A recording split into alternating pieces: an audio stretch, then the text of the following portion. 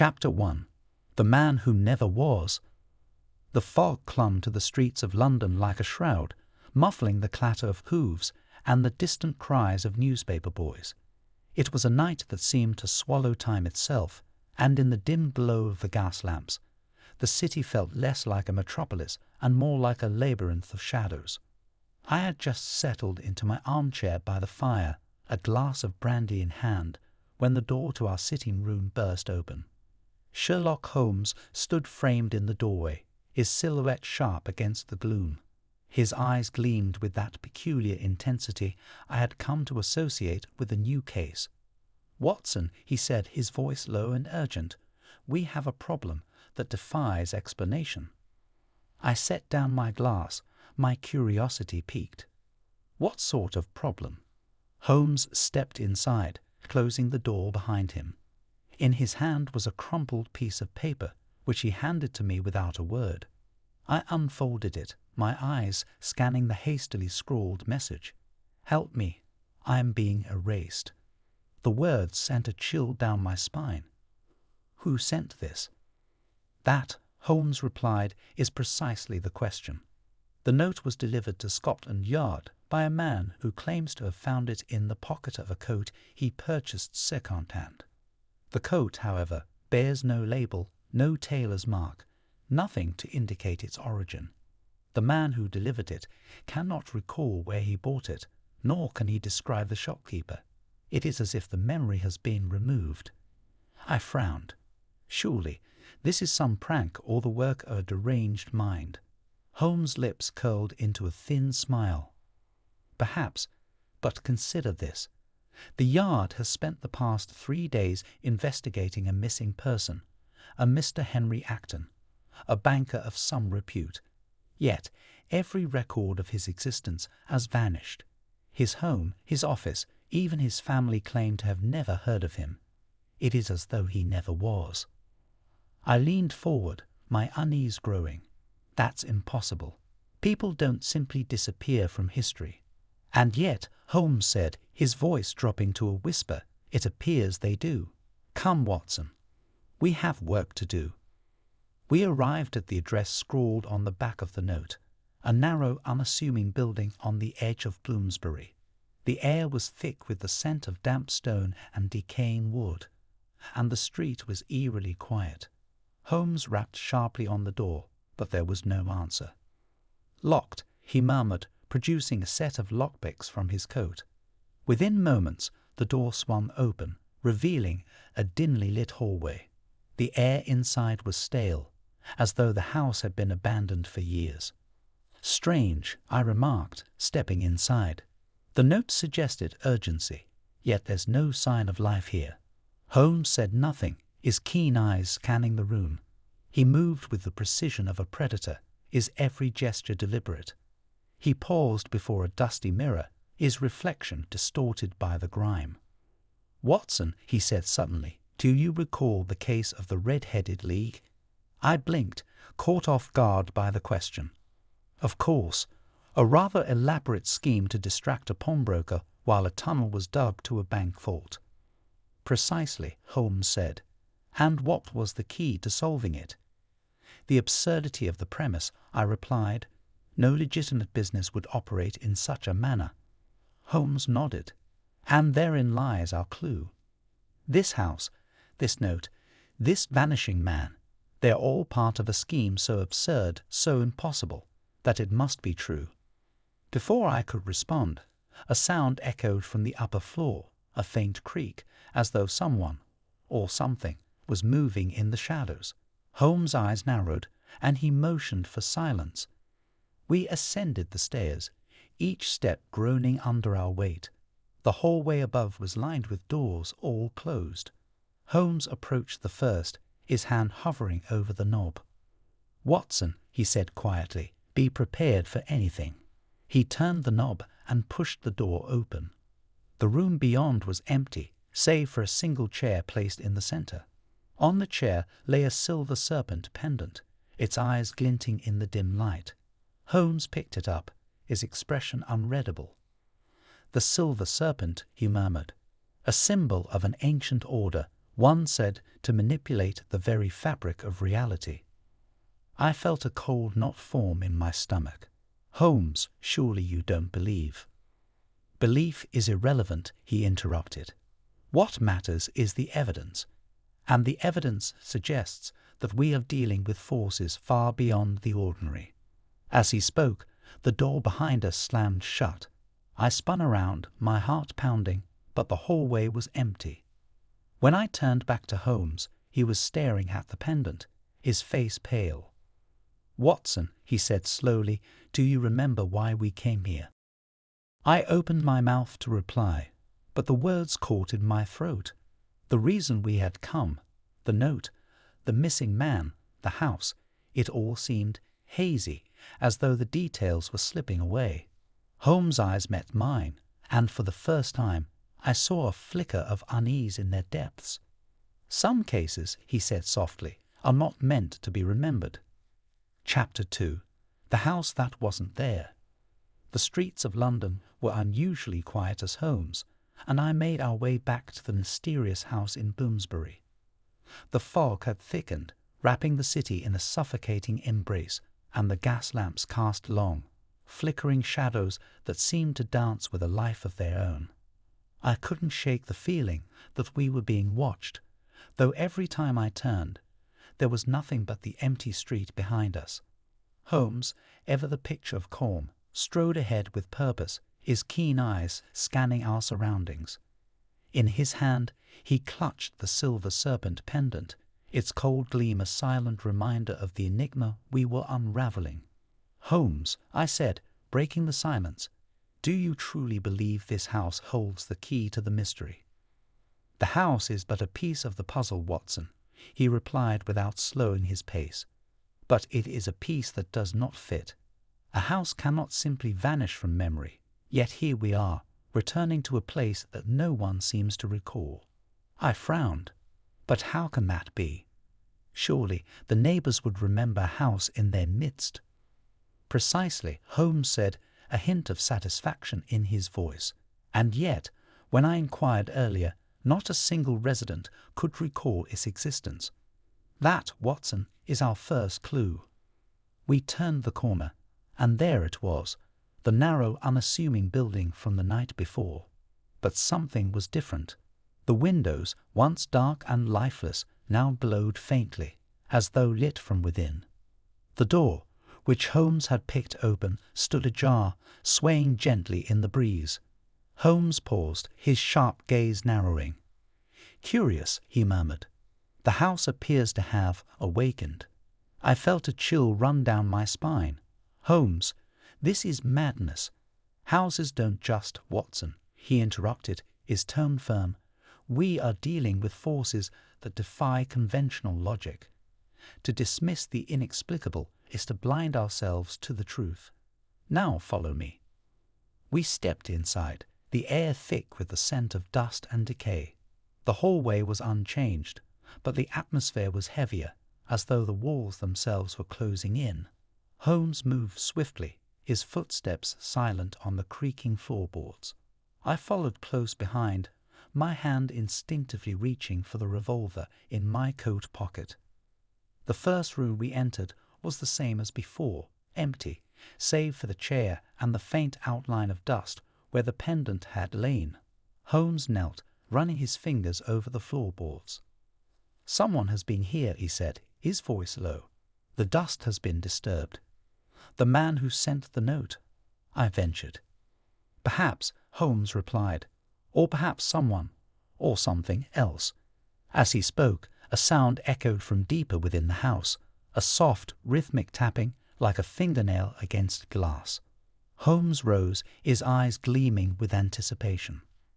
"Stay close, Watson," he said, moving toward the source of the sound. We made our way to a narrow staircase leading to the basement. The tapping grew louder, more insistent, as we descended. The air grew colder, and the walls seemed to press in around us. At the bottom of the stairs, we found a door, slightly ajar, with a faint light spilling from the crack. Holmes pushed the door open, revealing a small, dimly lit room. In the center stood a table, upon which lay a stack of yellowed papers and a single flickering candle. The tapping had stopped, replaced by an oppressive silence. Holmes approached the table, his eyes scanning the papers. "Watson," he said, his voice barely above a whisper, "look at this." I joined him, my eyes falling on the topmost sheet. It was a list of names, each one crossed out in red ink. At the bottom of the list was a single name, still legible, Henry Acton. "The vanished man," I said, my voice trembling. "But what does it mean?" "It means," Holmes replied, "that this is no ordinary conspiracy. These names, they are not merely erased from records. They are erased from memory, from history itself." Before I could respond, the candle flickered and went out, plunging the room into darkness. I reached for my revolver, but Holmes' hand closed around my wrist. "Do not move," he whispered. A moment later, the room was filled with a soft, silvery light. The walls seemed to shimmer, and the air grew thick with the scent of incense.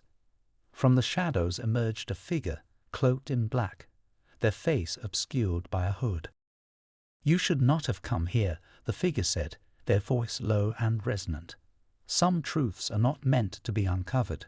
Holmes stepped forward, his voice calm but firm. "And yet here we are. Tell me, who are you, and what is the purpose of this charade?" The figure tilted their head, as though considering the question.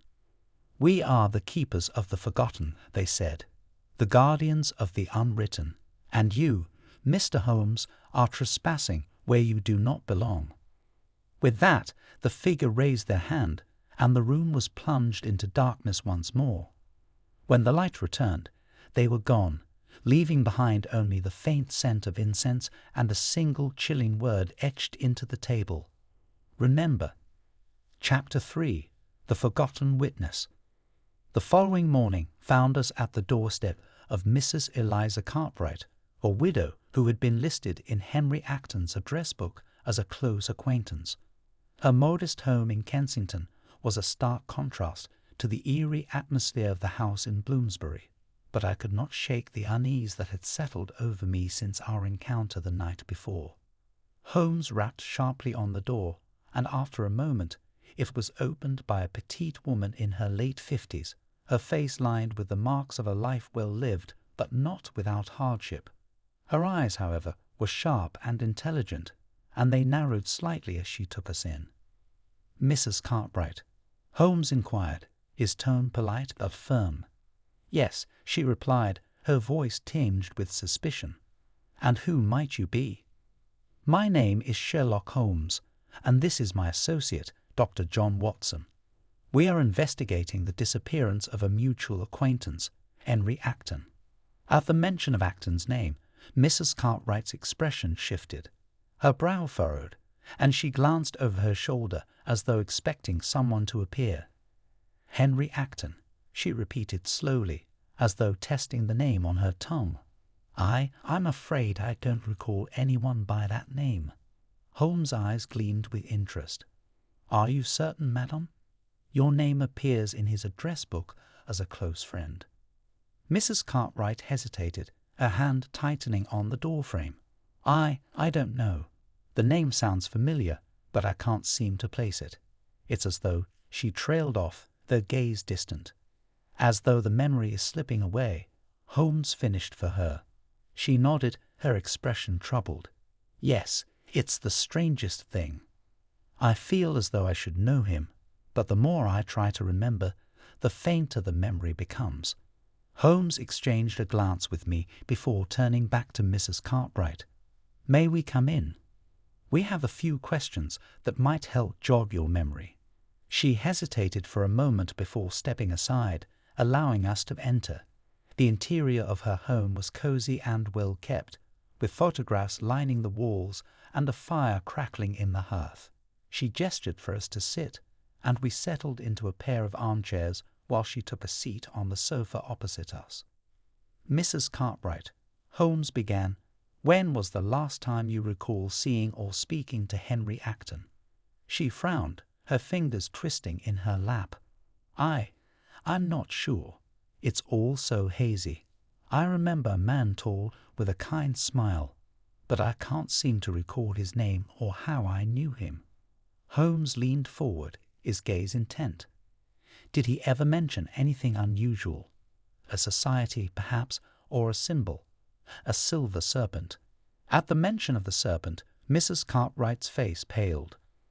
"The serpent," she whispered. "Yes, I remember that.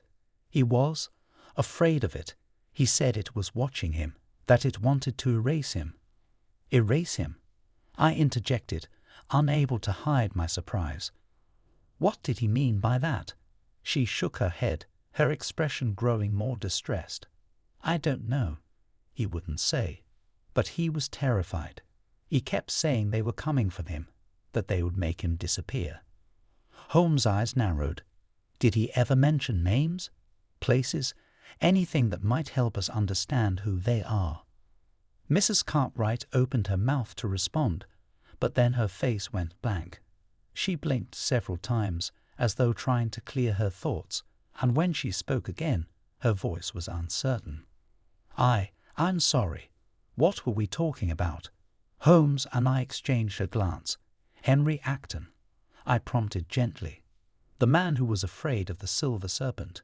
She frowned, her brow furrowing in confusion. "Henry Acton.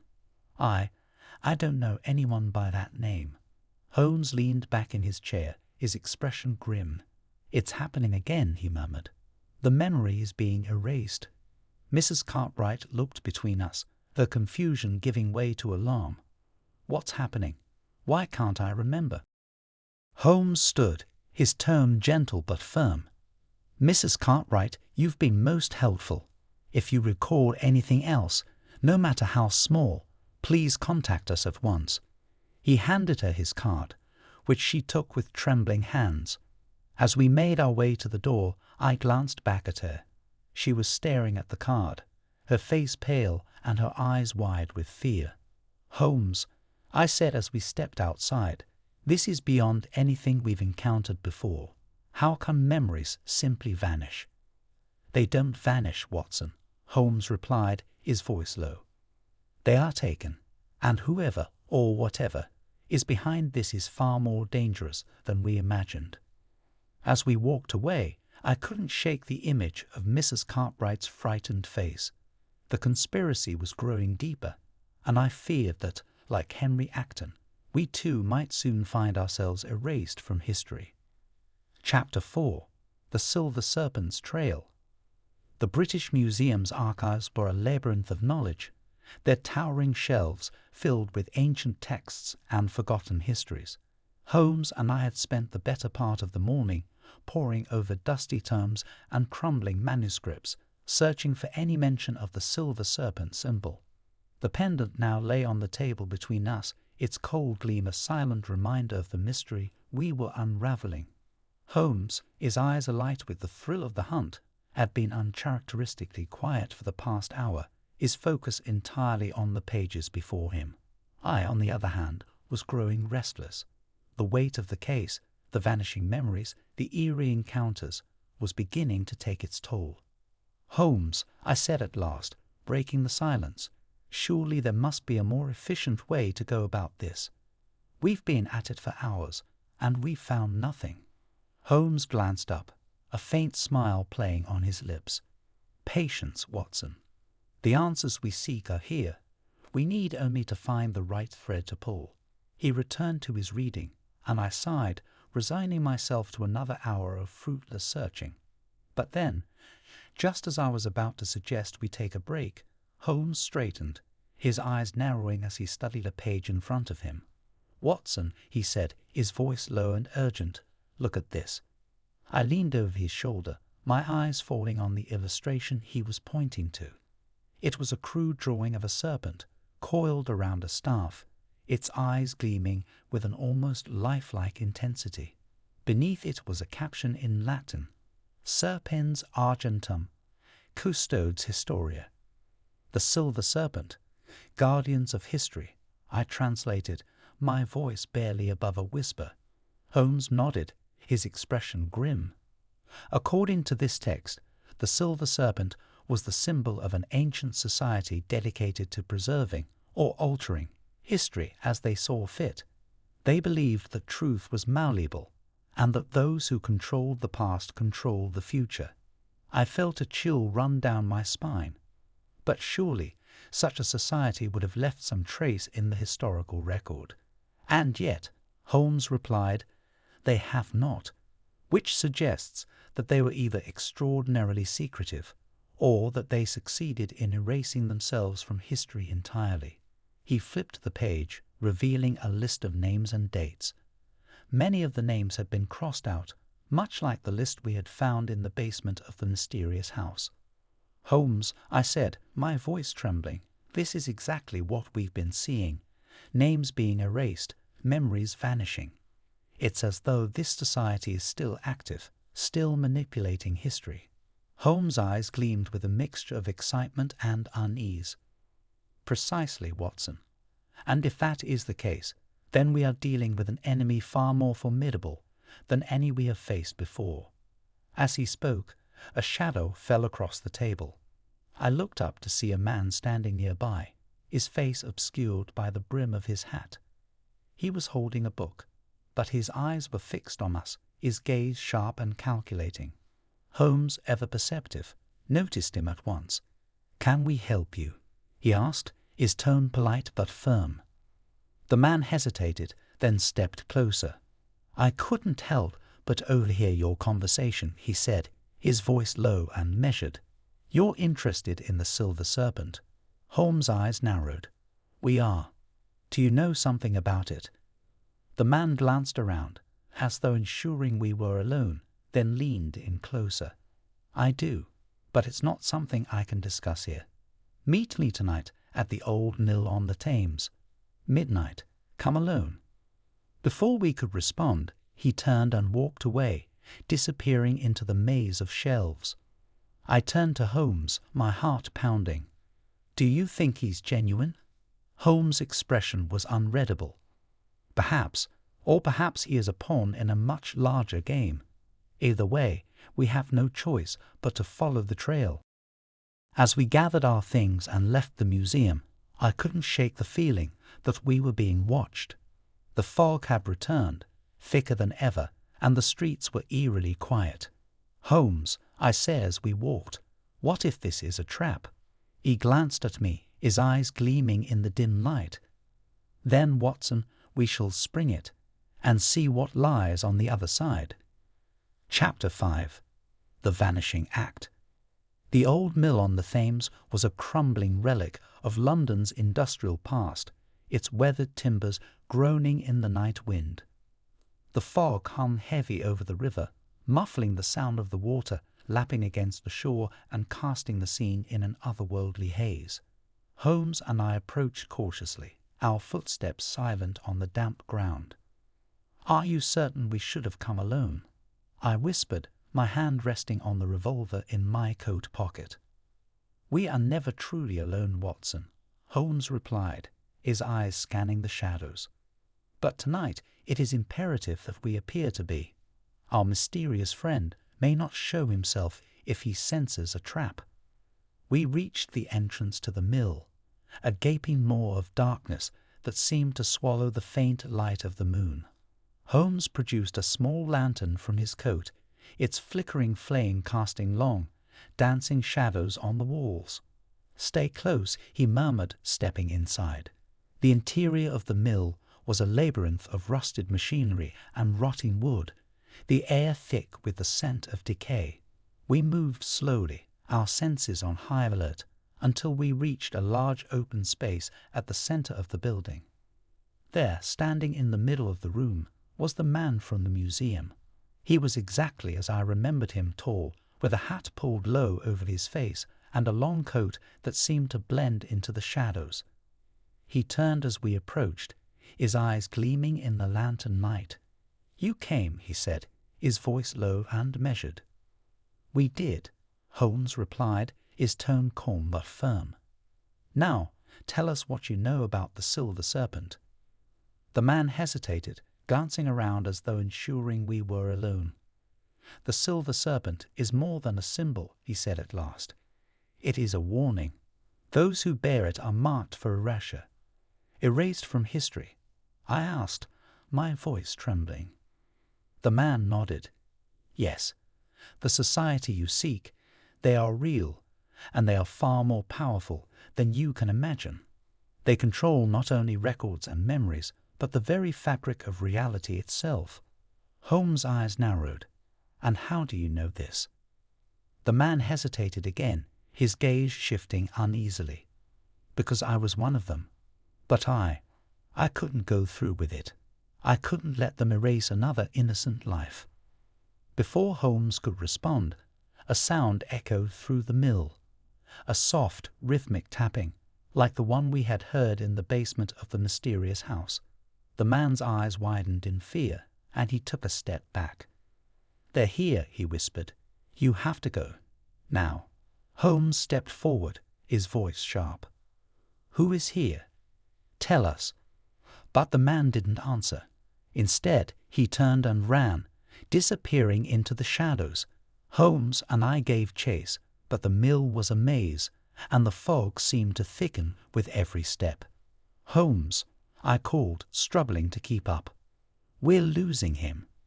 "Stay close," Holmes replied, his voice barely audible over the sound of our footsteps. We rounded a corner and found ourselves in a narrow corridor. At the far end, the man stood frozen, his back to us. As we approached, he turned, his face pale and his eyes wide with terror. "They found me," he said, his voice trembling. "I'm sorry. I tried to warn you." Before we could reach him, the air around him seemed to shimmer, like heat rising from pavement on a summer's day. He opened his mouth to speak, but no sound came out. And then, before our very eyes, he began to fade, first his hands, then his arms, until finally he was gone, leaving behind only the faint scent of incense and a single chilling word etched into the wall. "Remember." I stared at the spot where the man had stood, my heart pounding in my chest. "Holmes," I said, my voice barely above a whisper, "what just happened?" Holmes' expression was grim. "What we feared most, Watson. The conspiracy is not merely erasing records and memories, it is erasing people. And we are next."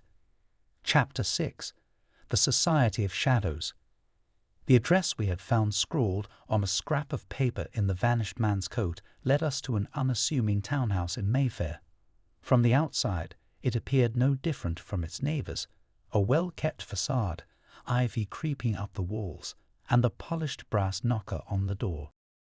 But Holmes' sharp eyes had noted the subtle signs: the faint glow of candlelight through the cracks in the shutters, the muffled hum of voices from within, and the distinct absence of any identifying marks or numbers on the door. "This is it," Holmes murmured, his voice barely audible over the rustle of the wind. "The meeting place of the Silver Serpent." I adjusted my coat, feeling the weight of the revolver in my pocket. "How do you propose we get inside? We can't very well knock and ask for an invitation." Holmes' lips curled into a faint smile. "No, Watson. We shall enter as one of them." From his pocket he produced 2 Silver Serpent pendants, identical to the one we had found in the mysterious house. He handed one to me, his eyes gleaming with anticipation. "Where did you get these?" I asked, my voice tinged with disbelief. "A forgery, courtesy of a skilled craftsman I know," Holmes replied. "But it will suffice. Now follow my lead." We approached the door, and Holmes rapped sharply 3 times. After a moment, a small panel slid open, revealing a pair of cold, calculating eyes. "The serpent coils at midnight," Holmes said, his voice steady. The eyes narrowed, then the panel slid shut. A moment later, the door opened, and we were ushered inside by a tall, gaunt man in a black cloak. He said nothing, merely gestured for us to follow him down a dimly lit hallway. The interior of the townhouse was a stark contrast to its unassuming exterior. The walls were lined with ancient tapestries depicting serpents coiled around staffs, and the air was thick with the scent of incense. We were led to a large circular room, its ceiling lost in shadow. Around the room stood a dozen figures, all cloaked in black, their faces obscured by hoods. Holmes and I took our places among them, doing our best to blend in. My heart pounded in my chest, but Holmes remained calm, his sharp eyes scanning the room for any clue that might aid us. At the center of the room stood a raised dais, upon which rested a large ornate box. As we watched, one of the figures stepped forward and opened the box, revealing a shimmering silver serpent, its eyes glowing with an unnatural light. "Brothers and sisters," the figure intoned, their voice low and resonant, "we gather tonight to continue our sacred duty, the preservation of truth through the erasure of falsehoods. The time has come to remove another name from the annals of history." A murmur of approval rippled through the room, and I felt a chill run down my spine. Holmes' hand brushed against mine, a silent reminder to remain calm. The figure continued, their voice growing more fervent. "Our next target is a man who has dared to uncover our secrets, a man who threatens to expose us to the world. His name is Sherlock Holmes." I stiffened, my hand instinctively moving toward my revolver, but Holmes' grip on my arm was firm. He shook his head almost imperceptibly, his eyes warning me to stay still. Holmes and his associate, Dr. Watson, must be erased, the figure declared. Their memories, their records, their very existence, all must be wiped clean. Only then can we ensure the safety of our mission. The room erupted in a chorus of agreement, and the figure raised the Silver Serpent high, its eyes glowing brighter. As they did, the air seemed to shimmer, and I felt a strange pressure in my mind, as though my thoughts were being pulled in 1,000 directions at once. Holmes leaned close, his voice a whisper in my ear. "We must act now, Watson. If we wait any longer, we may lose our chance, and our memories." I nodded, my resolve hardening. Together we stepped forward, our movements swift and deliberate. Holmes produced a small device from his coat, a flash bomb of his own design, and hurled it into the center of the room. The explosion of light and sound was deafening, and the room descended into chaos. Cloaked figures stumbled blindly, their cries of alarm echoing off the walls. Holmes grabbed my arm and pulled me toward the exit, his movements sure and precise. We burst out of the townhouse and into the night, the cold air a welcome relief after the stifling atmosphere inside. As we ran, I glanced back, half expecting to see our pursuers close behind. But the street was empty, the townhouse silent and dark, as though it had never been disturbed. When we were a safe distance away, Holmes slowed, his breathing heavy but controlled. "We have what we came for," he said, his voice grim. "But the danger is far from over." "What do you mean?" I asked, my heart still racing. Holmes reached into his coat and produced a small, leather-bound book. "I took this from the dais," he said. "It contains the names of their next targets and their plans for erasure. If we are to stop them, we must act quickly." I stared at the book, a sense of dread settling over me. "Holmes," I said, my voice trembling, "what if they've already begun? What if we're too late?" Holmes' expression was unreadable. "Then, Watson, we must ensure that our memories and our truth are the ones that endure." Chapter 7. The Memory Thief. The fire in our Baker Street's sitting room crackled softly, casting flickering shadows on the walls. Holmes sat in his usual chair, his long fingers steepled beneath his chin as he studied the leather-bound book we had taken from the Silver Serpent's meeting. I paced the room, my mind racing with the implications of what we had uncovered. "Holmes," I said at last, breaking the silence, "we must act quickly. If this book contains the names of their next targets, we have a duty to warn them." Holmes nodded, his expression grim. "Indeed, Watson. But we must also consider the possibility that the Society is already aware of our interference. They will not take kindly to our intrusion." As if on cue, A sharp knock echoed from the door. Holmes and I exchanged a glance before he rose and opened it to reveal Inspector Lestrade, his face pale and his usual air of confidence replaced by unease. "Mr. Holmes," Lestrade said, stepping inside without waiting for an invitation, "I need your help. Something strange is happening." Holmes gestured for him to sit. "Explain, Inspector." Lestrade sank into a chair, his hands trembling as he removed his hat.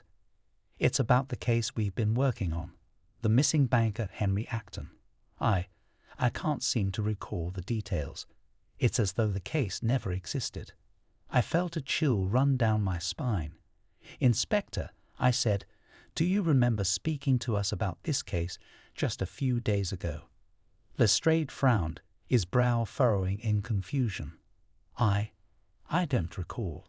Were we working on a case together?" Holmes' eyes narrowed. "It seems the Society's reach extends even to Scotland Yard. Watson, fetch the book." I handed him the leather-bound volume, and Holmes flipped through its pages until he found what he was looking for. "Here," he said, pointing to a name near the top of the list. "Inspector Lestrade. They've marked him for erasure." Lestrade's eyes widened in fear. "What are you talking about? Erased? That's impossible." "Is it?" Holmes replied, his voice calm but firm. "Think carefully, Inspector. What do you remember about Henry Acton?" Lestrade opened his mouth to respond, but then his face went blank. He blinked several times, as though trying to clear his thoughts, and when he spoke again, his voice was uncertain. "Henry Acton. I don't know anyone by that name." Holmes and I exchanged a glance. "It's happening again," I said, my voice trembling. "Just like with Mrs. Cartwright." Holmes rose, his expression resolute. "We must act quickly, Watson. If we delay any longer, we may lose our chance to stop them." We left Lestrade in the care of Mrs. Hudson and made our way to the British Museum, where Holmes hoped to find more information about the Silver Serpent's origins. But as we walked, I noticed something strange, a growing sense of disorientation, as though the streets themselves were shifting around me. "Holmes," I said, my voice unsteady, "do you feel that?" He glanced at me, his sharp eyes narrowing. "Feel what, Watson?" The streets. They seem different, as though I've never walked them before." Holmes' expression darkened. "It's beginning," he said. "The Society is targeting us. They're erasing our memories, bit by bit." I felt a surge of panic. "But how? We've done nothing to provoke them." "On the contrary," Holmes replied, his voice grim. "We've done everything to provoke them. And now they are fighting back." As we reached the museum, I noticed something even more alarming. The leather-bound book in Holmes' hand was beginning to fade, its edges blurring as though it were dissolving into the air. "Holmes," I cried, pointing to the book. "Look." He glanced down, his expression hardening. "They're erasing the evidence," he said. "We must act quickly." We hurried inside, but the museum was eerily quiet, the usual bustle of researchers and visitors replaced by an oppressive silence. As we made our way to the archives, I felt a growing sense of dread, as though the very walls were closing in around us. When we reached the section on ancient societies, Holmes began to search frantically through the shelves, his movements swift and precise. But as he pulled a book from the shelf, it crumbled to dust in his hands. "Watson," he said, his voice low and urgent, "we are running out of time. The Society is erasing not only our memories, but the very records we need to stop them." I felt a wave of despair. What can we do, Holmes? If even the evidence is vanishing, how can we hope to fight back? Holmes turned to me, his eyes gleaming with determination. "We must rely on what cannot be erased, our instincts, our intellect, and our resolve. The Society may control history, but they cannot control the present, not if we act swiftly." As he spoke, I noticed something strange. a faint glimmer of light in the corner of the room. I stepped closer, my heart pounding, and saw a small silver serpent pendant lying on the floor. "Holmes," I said, picking it up, "look at this." He took the pendant from me, his expression unreadable. "A message," he murmured, "or a warning." Before I could respond, the room began to spin, and I felt a sharp pain in my head. I stumbled, clutching at the shelves for support, and when I looked up, Holmes was gone. "Holmes," I called, my voice echoing in the empty room. But there was no answer, only the faint scent of incense and a single chilling word etched into the wall. "Remember." Chapter 8. The Labyrinth of Lies. The world around me seemed to shift and blur, as though I were caught in a waking dream. One moment I was standing in the British Museum, calling out for Holmes.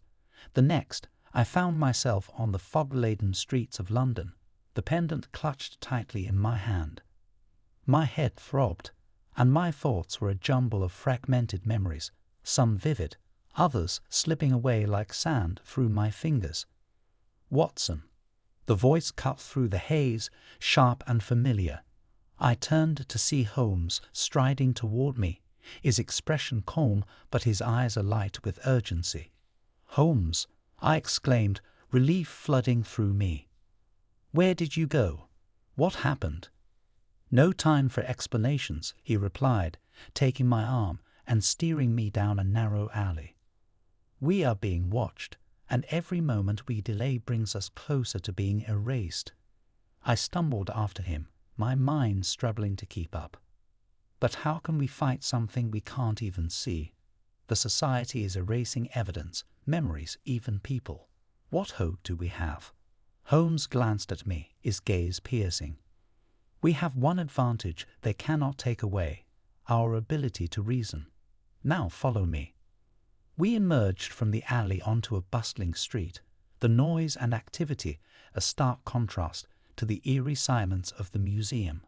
Holmes led me to a cab, and within moments we were speeding toward Whitehall. "Where are we going?" I asked, my voice barely audible over the clatter of the wheels. "To the heart of the labyrinth," Holmes replied. "The society's influence extends far beyond secret meetings and ancient symbols. They have allies in the highest echelons of power." As we approached the government buildings, I felt a growing sense of unease. The cab came to a halt outside a grand townhouse, its windows dark and its facade imposing. Holmes paid the driver and motioned for me to follow him to the side entrance. "This," he said, producing a set of lockpicks from his coat, "is the residence of Sir Reginald Ashcombe, a high-ranking official in the Home Office. If my deductions are correct, he is the key to unraveling this conspiracy." I stared at him, my mind reeling. "Sir Reginald Ashcombe? Holmes, are you certain? He's one of the most respected men in the government." "Precisely," Holmes replied, his tone grim. "And that is why he is the perfect cover for the society's operations. Now, stay close." We slipped inside, the interior of the townhouse as opulent as it was silent. Holmes moved with the precision of a predator, his sharp eyes scanning every detail. We made our way to a study on the second floor, its walls lined with books and its desk cluttered with papers. Holmes began to search the room, his movements swift and deliberate. I watched from the doorway, my hand resting on the revolver in my coat pocket, my senses on high alert. "Holmes," I whispered, "what are we looking for?" "Proof," he replied, his voice low. "Proof that Sir Reginald is connected to the Silver Serpent." As he spoke, a sound echoed from the hallway, a soft, rhythmic tapping, like the one we had heard in the mill. I turned, my heart pounding, but the hallway was empty. "Holmes," I said, my voice trembling, "we're not alone." He glanced up, his expression hardening. "Stay alert, Watson. They know we're here." Before I could respond, the door to the study slammed shut, plunging the room into darkness. I fumbled for the lantern on the desk, but as I lit it, the flame flickered and died, leaving us in utter blackness. "Holmes," I called, my voice echoing in the void. "Here," he replied, his voice calm but urgent. "Stay close." I felt his hand grip my arm, and together we moved toward the door. But as we reached it, the air around us seemed to shimmer, and I felt a strange pressure in my mind, as though my thoughts were being pulled apart. "Watson," Holmes said, his voice barely audible. "Focus. Remember who you are. Remember why we're here." I clenched my teeth, forcing myself to concentrate. The pressure eased, and the darkness began to lift, revealing the study once more. But something was different. The room was empty, the books and papers gone, the walls bare. Holmes' grip on my arm tightened. "They're erasing the room," he said, his voice low. "We must leave. Now." We burst out of the study and into the hallway, but the townhouse was no longer the opulent residence we had entered. The walls were crumbling, the floorboards warped and rotting, as though the building itself were disintegrating around us. "Holmes," I said, my voice trembling, "what's happening?" "The society is altering reality," he replied, his tone grim. "But they cannot erase us, not if we hold on to the truth." As we reached the front door, it swung open to reveal a figure standing in the doorway, a tall man in a black cloak, his face obscured by a hood. In his hand he held a silver serpent pendant, its eyes glowing with an unnatural light. "You should not have come here," the figure said, his voice low and resonant. "Some truths are not meant to be uncovered." Holmes stepped forward, his voice steady. "And yet here we are. Tell me, who are you and what is your purpose?" The figure tilted his head, as though considering the question. "We are the keepers of the forgotten," he said, "the guardians of the unwritten, and you, Mr. Holmes, are trespassing where you do not belong." With that, he raised the pendant, and the air around us seemed to shimmer. I felt a sharp pain in my head, and my vision blurred. When it cleared, the figure was gone, and the townhouse was as we had first seen it, opulent, silent, and untouched. Holmes turned to me, his expression grim. "We are running out of time, Watson. The Society's power grows with every moment we delay. We must act quickly." I nodded, my resolve hardening. "What's our next move?" Holmes' eyes gleamed with determination. "We confront Sir Reginald Ashcombe and expose the truth, no matter the cost." Chapter 9. The Final Gambit. The offices of the Home Office were a bastion of order and authority, their polished halls a stark contrast to the chaos we had just escaped. Holmes and I strode through the corridors with purpose, our footsteps echoing against the marble floors. The pendant, now warm in my pocket, felt like a talisman against the encroaching darkness. "Holmes," I said, keeping my voice low, "are you certain Sir Reginald will be here? If he's as deeply involved as you suspect, he may have already fled." "He will be here," Holmes replied, his tone unwavering. "Men like Sir Reginald thrive on the illusion of control. He will not abandon his post, not yet." We reached a set of double doors, their brass handles gleaming in the lamplight. Holmes pushed them open without hesitation, revealing a spacious office lined with bookshelves and dominated by a large mahogany desk. Behind the desk sat Sir Reginald Ashcombe, his sharp features and immaculate attire the very picture of authority. He looked up as we entered, his expression one of mild surprise. "Mr. Holmes," he said, his voice smooth and measured, "to what do I owe this unexpected visit?" Holmes stepped forward, his gaze piercing. "We are here to discuss the Silver Serpent, Sir Reginald, and your role in their operations." For a moment, Sir Reginald's composure faltered, but he quickly recovered, his lips curling into a faint smile. "I'm afraid I don't know what you're referring to. The Silver Serpent. It sounds like the stuff of fairy tales." "Does it?" Holmes replied, his tone icy. "Then perhaps you can explain why your name appears in their records, records that detail the erasure of individuals from history. Sir Reginald's smile faded, replaced by a cold, calculating expression. You are treading on dangerous ground, Mr. Holmes. The Silver Serpent is not a matter for public discussion.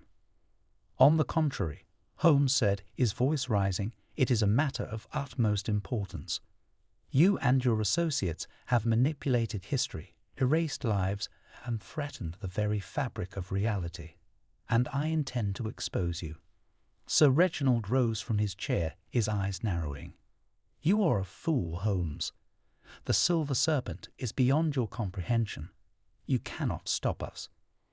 Perhaps not alone, Holmes replied, his voice calm but firm. But I am not alone. As he spoke, the door to the office opened, and Inspector Lestrade stepped inside, followed by a dozen officers from Scotland Yard. Sir Reginald's face paled, but he quickly regained his composure. Inspector, he said, his tone dripping with disdain, what is the meaning of this? Lestrade stepped forward, his expression resolute. Sir Reginald Ashcombe, you are under arrest for conspiracy, obstruction of justice, and crimes against the state. Sir Reginald laughed, a cold, mirthless sound. You think this changes anything. The Silver Serpent is beyond your reach. You cannot erase what you do not understand. Holmes stepped closer, his eyes blazing. Then enlighten us, Sir Reginald. What is the purpose of the Silver Serpent? Why erase individuals from history? Sir Reginald's smile returned, but it was devoid of warmth. To control the past is to control the future, Mr. Holmes. Those who control history control the truth, and the truth, as you well know, is a dangerous thing. Before Holmes could respond, the air around us seemed to shimmer, and the room began to dissolve, the walls and furniture fading into nothingness. I felt a sharp pain in my head, and my vision blurred. When it cleared, we were no longer in the Home Office, but in a vast cavernous chamber, its walls lined with ancient symbols and its air thick with the scent of incense. At the center of the chamber stood a figure cloaked in black, their face obscured by a hood. In their hand they held a silver serpent pendant, its eyes glowing with an unnatural light. You should not have come here, the figure said, their voice low and resonant. Some truths are not meant to be uncovered. Holmes stepped forward, his voice steady. And yet here we are. Tell me, who are you, and what is your purpose? The figure tilted their head, as though considering the question. We are the keepers of the forgotten, they said, the guardians of the unwritten, and you, Mr. Holmes, are trespassing where you do not belong. With that, they raised the pendant, and the air around us seemed to shimmer. I felt a sharp pain in my head, and my vision blurred. When it cleared, the figure was gone, and we were back in the Home Office, the room as we had first seen it. Holmes turned to me, his expression grim. We are running out of time, Watson. The Society's power grows with every moment we delay. We must act quickly. I nodded, my resolve hardening. What's our next move? Holmes' eyes gleamed with determination. We confront Sir Reginald Ashcombe and expose the truth, no matter the cost. Chapter 10. The Truth Unwritten. The cavernous chamber was silent, save for the faint echo of our footsteps as Holmes and I approached the cloaked figure at its center. The air was thick with the scent of incense, and the walls seemed to pulse with an otherworldly energy. The silver serpent pendant in the figure's hand glowed with an eerie light, casting long shadows across the room. You are persistent, Mr. Holmes, the figure said, their voice low and resonant. But persistence will not save you from the inevitable. Holmes stepped forward, his voice calm but firm. We are here to end this. Your manipulations, your erasures, they stop now. The figure tilted their head, as though amused. And how do you propose to stop us? You cannot fight what you do not understand. Then enlighten us, Holmes replied, his eyes narrowing. What is the purpose of the Silver Serpent? Why erase individuals from history? The figure hesitated, then raised the pendant, its light intensifying. To control the past is to control the future, they said. Those who control history control the truth. And the truth, Mr. Holmes, is a dangerous thing. As they spoke, the air around us seemed to shimmer, and I felt a sharp pain in my head. My vision blurred, and for a moment I saw flashes of memories, some mine, some not, flickering like a candle in the wind.